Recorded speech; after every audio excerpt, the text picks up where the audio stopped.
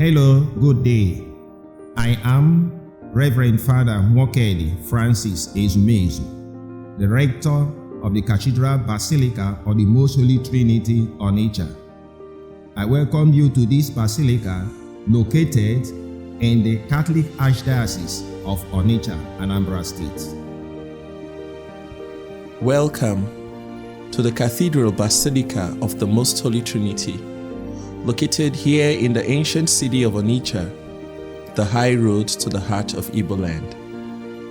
This is the mother church of the Catholic Archdiocese of Onitsha. The church is dedicated to the Most Blessed Trinity.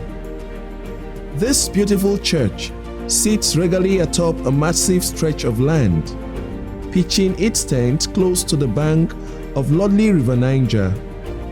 It was built between 1930 and 1935, blessed by the Emeritus Bishop Joseph Ignatius Shenahan in 1935, but later dedicated in 1960 by His Grace Archbishop Charles Hiri. Having been destroyed by the Civil War of 1967 to 1970, it was renovated and reconsecrated on the 5th of March 1972 by His Eminence Francis Cardinal Arinze, the then Archbishop of Onitsha. It was expanded to accommodate the ever-soaring number of worshippers and was rededicated by late Archbishop A.K. Obiefuna on the 5th of December 2002. The church architecture is close to the Gothic structures of 18th century. The interior is tastefully designed with arches and columns in line with standard church architecture.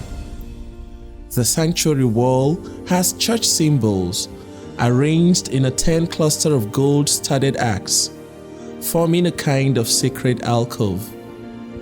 At the two ends of the sanctuary, you will see the stunning image of Our Lady of Perpetual Help and the symbol of the crown of thorns, all arrayed in gold flecks. There are stained windows reflecting spiritual realities and ultimately casting divine gaze on the human soul.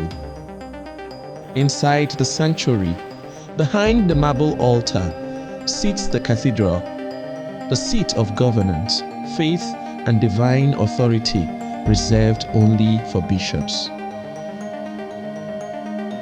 There is something of a catacomb about this ancient church. Every day, worshippers and pilgrims are confronted with the rare sight of 4 tombs holding the mortal remains of 4 great heroes of faith. Here, in patches of white marble slabs, with moving epitaphs, lies the dead bodies of Joseph Shenahan, Charles Hiri, CSSP, Stephen Ezanya, and Albert Obiefuna, as they await the final resurrection.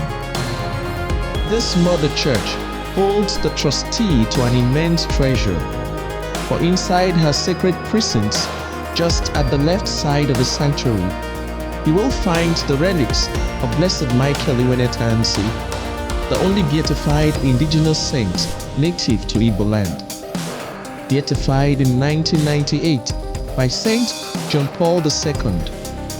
Blessed Michael Iwenetansi was in 2010 declared the patron saint of all Roman Catholic priests in Nigeria by the Catholic Bishop Conference of Nigeria. This is a historical and dynamic church, with its roots going back to the missionary era of 1885. One day, in its endless flow, the wide-capped waves of River Niger, normally dotted with bright sailboats of traders and treasure hunters, would yield up a band of Irish missionaries, led by the illustrious Father Joseph Lutz. Their movement afterwards would consecrate this path, which to this day is called the Path of Faith, with the statue of Bishop Joseph Shenahan just at the entrance, the symbol of the perpetual gatekeeper of our faith. The history of this cathedral church started in the present Holy Trinity Primary School, where the then Onitsha local chief, Obi and Azonwu, gave the missionaries a land to build a church. The first major church and cathedral was completed in 1913. It served both as a school and a church. It is the present Holy Trinity Primary School. Today, the cathedral church has evolved to something spectacular, surrounded by lush green gardens and the towering statues of 12 apostles. It is indeed a beautiful house of God, pulsing with grace and divine mysteries.